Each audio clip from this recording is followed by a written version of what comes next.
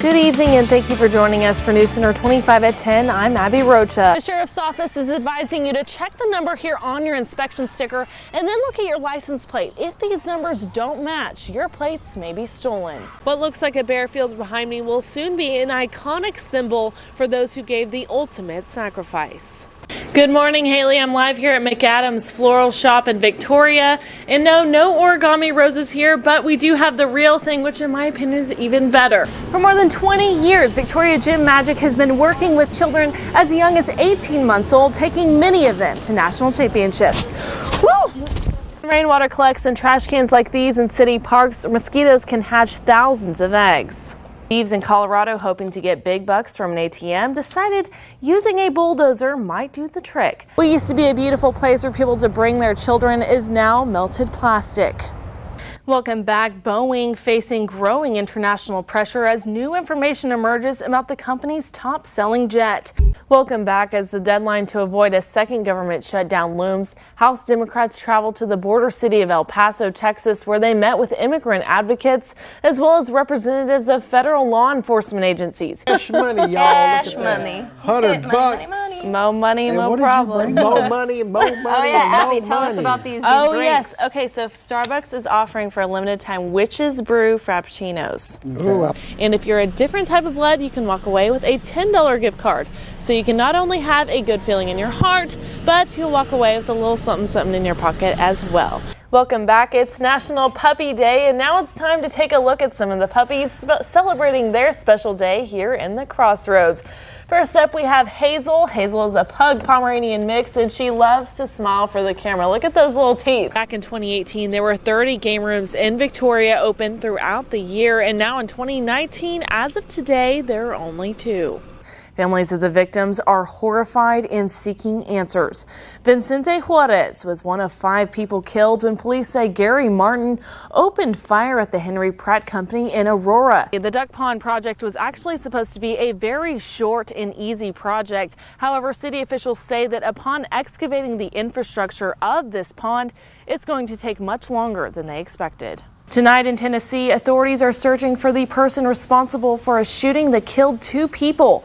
Investigators say a total of 6 people were injured. 1 person was pronounced dead at the scene. Another died later at the hospital. We begin tonight with news from across Texas. A twin-engine cargo jet crashed this afternoon near Houston. Yes, and we are halfway to Friday, and we have beautiful weather to get us there. I like that. Yes, definitely. And we'll see you back here tonight at 6. In the meantime, visit crossroadstoday.com for more sports, news, and weather. Have a great evening.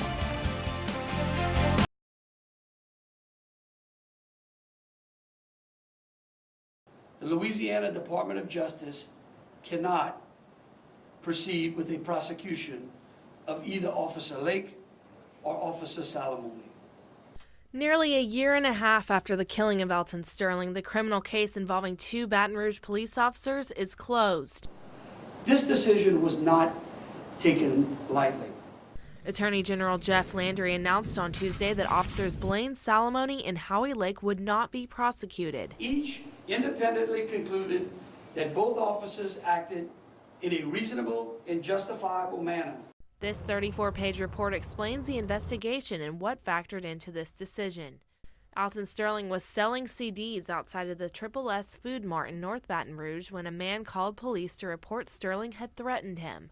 Salamoni and Lake were dispatched to the scene and an altercation ensued, which resulted in Sterling's death. A handgun was removed from Sterling's pocket after he was shot 6 times by Salamoni. Autopsy results released today indicated that Sterling had methamphetamines, cocaine, alcohol, and THC in his system at the time of his death. Considering this, it is reasonable that Mr. Sterling was under the influence and that contributed to his non-compliance.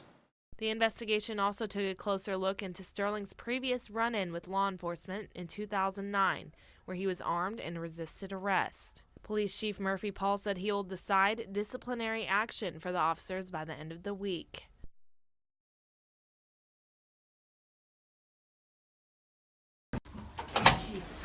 Sarah Lassiter is opening the door for a new idea, using the power of social media to get the word out about dogs waiting to be adopted at shelters.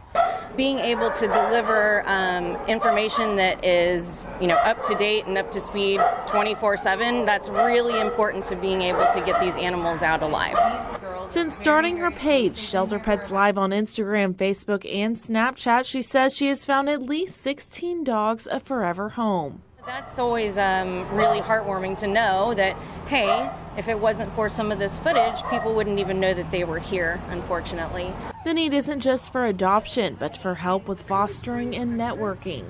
Honestly, it's so hard to find fosters that when you do find them, they're like striking oil or finding gold. And they are literally the lifeline for a lot of these animals to even be able to survive, to make it to their transport to get out of the state or to their rescue organization.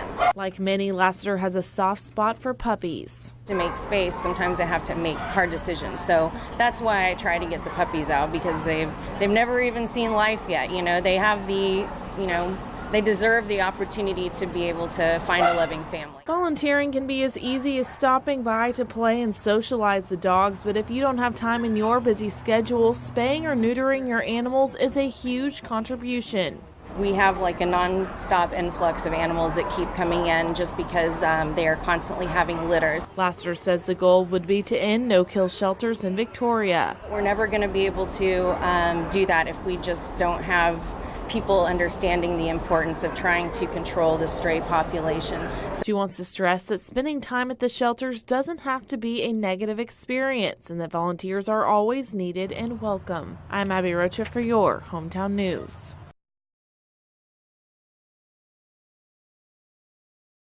Know anything else but segregation. That's all we knew. The Victoria Colored School opened on East Convent Street back in 1902. It served as a place where African Americans were educated from that time until integration. Longtime teacher and student of one of Victoria's colored schools, Velma Mathis, says that while many may have had a negative experience with integration, hers was very easy because of the Victoria community. And then when integration came, you had to prepare yourself to fit into that, whatever it was. So I had good experiences. The building, now for sale, is a standing memory for the students whose parents attended the school and a sense of family and togetherness that would be passed down for generations. The former students of F.W. Gross Colored School still get together every 2 years to remember and cherish the fond memories they have with each other. It's just a good thing.